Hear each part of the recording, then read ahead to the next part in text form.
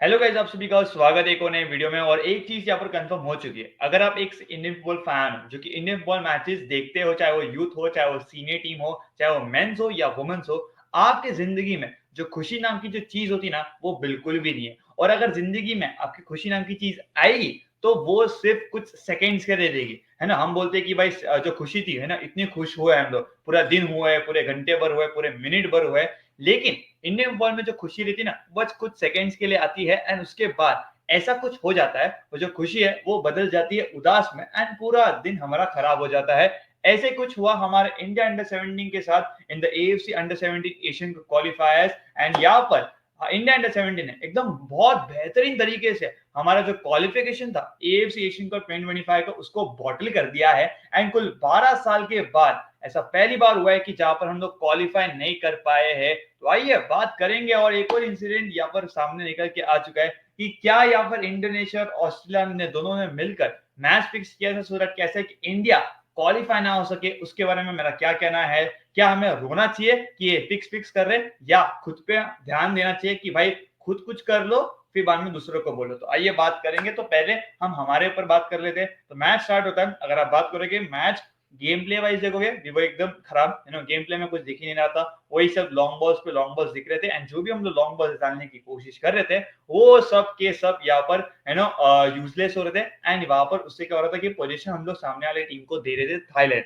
Physically भी Thailand काफी अच्छी थी। ग्राउंड का मुझे पता नहीं, लोग फिसल रहे थे। लेकिन यहाँ पर पहला गोल आता है, पहला पेनल्टी मिलता है। थाईलैंड के जो प्लेयर था एकदम गंदा टैकल, बॉक्स में पैर ऐसा उड़ाता है, उसी की वजह से यहाँ पर हम लोग को पेनल्टी मिलती है। एंड हमारे कप्तान साहब मार्टिन, तो वो जो पेनल्टी है उसको कन्वर्ट करते हैं। और जो मैं बोल रहा हूँ ना कि कुछ सेकंड्स की खुशी, तो वो यहाँ पर थी। हमने पेनल्टी मारा और उसके बाद कुछ ही सेकंड्स के अंदर हमने गोल कंसीड भी कर लिया, है ना। दो पल की खुशी, 2 सेकंड की खुशी भी यहाँ पर नहीं रही एंड वैसे ही यहाँ पर गोल हो जाता है। गोल में अगर आप बात करोगे, फर्स्ट रिएक्शन पे देखोगे तो ऐसा लगेगा नहीं, है ना, कि गोलकीपर की गलती थी। लेकिन अल्टीमेटली यू हैव टू से कि गोलकीपर ने थोड़ा जो रिफ्लेक्स था, थोड़ा जो रिएक्शन टाइम था, तो जजमेंट था, वो यहाँ पर सही से नहीं किया एंड एकदम खराब गोल हम लोग कंसीड कर लेते हैं। लेकिन उसके बाद एक आता है मोमेंट, यू नो, एक ऐसा मोमेंट आता है जिसको देख के सभी इंडियन फुटबॉल फैंस के रोंगटे खड़े हो जाते हैं और मुंह से सिर्फ ये निकलता है कि भाई ऐसे फिनिशिंग हमारी सीनियर टीम क्यों नहीं करती, है ना। कुछ सीख लो भाई, कुछ सीख लो सीनियर टीम या अंडर 17 से। विशाल यादव, जी हाँ, यादव ब्रांड, भाई विशाल यादव खतरनाक वॉली मारते हैं एंड शानदार, है ना। वो देख के मजा आ गया ना, वो क्या, ये क्या मार दिया भाई, ये क्या तैयार ऑमलेट बना दिया। तो वैसा यहाँ पर गोल मारते विशाल, टॉकिंग टेक्निक, जो प्लेसमेंट एंड जो खतरनाक वॉली थी, भाई दिल खुश कर लिया। एंड हाफ टाइम में ऐसा लगा कि हम हिस्ट्री क्रिएट कर देंगे and we will once again qualify for the AFC under 17 Asian Cup. लेकिन जो सेकेंड हाफ में जो परफॉर्मेंस आने वाली थी हमारे ईशोक चीचा के लड़के लोग से, वो किसी ने एक्सपेक्ट नहीं किया था। सेकेंड हाफ में पूरा पीछे हो चुके थे, ऐसा लग ही नहीं रहा था कि हमें एक और गोल मारना है। हमको तो लग रहा था कि भाई 2-1 से लीड हो चुके हैं, बस कोई दिक्कत नहीं, हम तो कर लेंगे।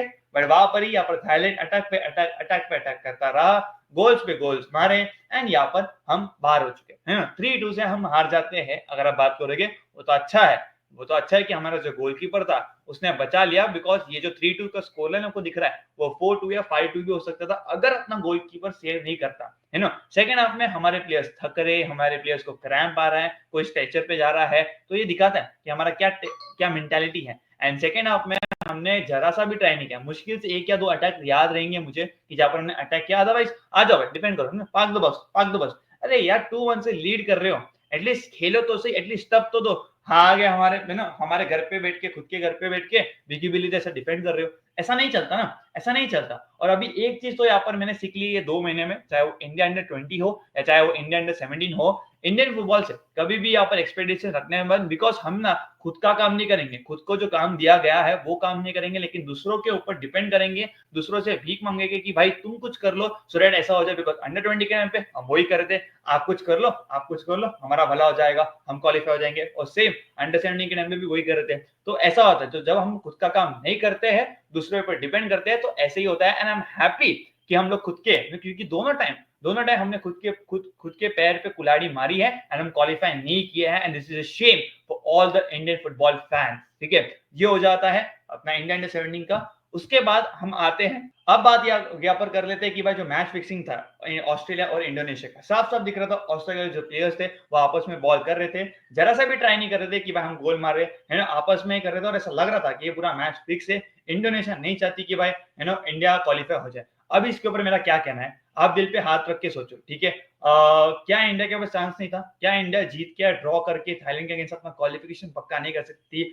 क्यों हमें हर बार दूसरे के ऊपर दिन भर रहना पड़ता है? क्यों हमें दूसरों को बोलना पड़ता है कि भाई तुम कुछ अपना काम कर लो? क्यों हम इतने पागल हैं, हम इतने अनपढ़ है कि अब हम ना खुद का काम नहीं कर सकते? हम खुद का काम तो करते नहीं है, बस है ना बेशरम की तरह दूसरे लोग के ऊपर डिपेंड करते कि भाई तू कुछ कर ले, और जब भी वो लोग कुछ नहीं करते हैं तो आ जाते हैं। मैं यहाँ पर सभी लोग को देख रहा हूँ कि भाई ये फिक्सिंग है। अरे भाई फिक्सिंग के पहले तुम्हारे खुद के पास चांस था ना, तुमने क्यों बॉटल किया? वो एएफसी देखा जाएगा, एएफसी अपना अपील वगैरह जो है देखा जाएगा, लेकिन खुद के पास चांस था, खुद क्वालिफाई कर सकते थे, बट हम निकम्मे के जैसे क्वालिफाई नहीं कर सके, दूसरों से सिर्फ भीख मांगते रहते हैं। आई नो ये जो वर्ड्स है वो बहुत गंदे एंड ना दुख होगा, but this is the harsh reality, ठीक है। तो भाई ये मेरा रैंट था एंड एक ही चीज एक्सपेक्ट करूंगा, एक ही रिक्वेस्ट करूंगा कि जो फिक्सिंग वगैरह है उसको थोड़ा सा साइड में रखो, वो जो एएफसी देखेगा वो अपना काम कर लेगा, लेकिन यू नो एआईएफ को चढ़ के बोलो कि भाई जरा ध्यान दो, बिकॉज अगर ध्यान नहीं देंगे ना अपने भाई लोग सैफ वाले कूट के चले जाएंगे ना, कूट के चले जाएंगे, हम कहा के भी नहीं रहेंगे, ठीक है। तो भाई ये था मेरा रैंट, एक कुछ भी बोल लो आपके हिसाब से।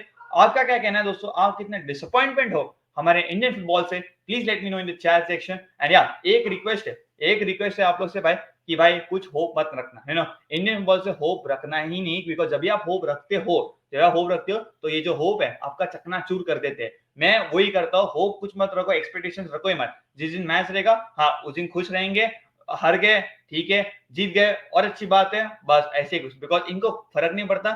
हम फालतू में अपना खून पसीना बहा के, टाइम निकाल के, छुट्टी लेके, कुछ ना कुछ करके हमें मैच देखते, बट ये लोग सिर्फ नाराजी पे नाराजी देते हैं और इन्हें फर्क नहीं पड़ता, और हमें फर्क पड़ता है। तो भाई आपका क्या कहना है, let me know in the chat section. मिलेंगे कोई नए वीडियो में, जब तक आप आपका एंड आपके फैमिली का ध्यान रखिएगा। Bye, take care.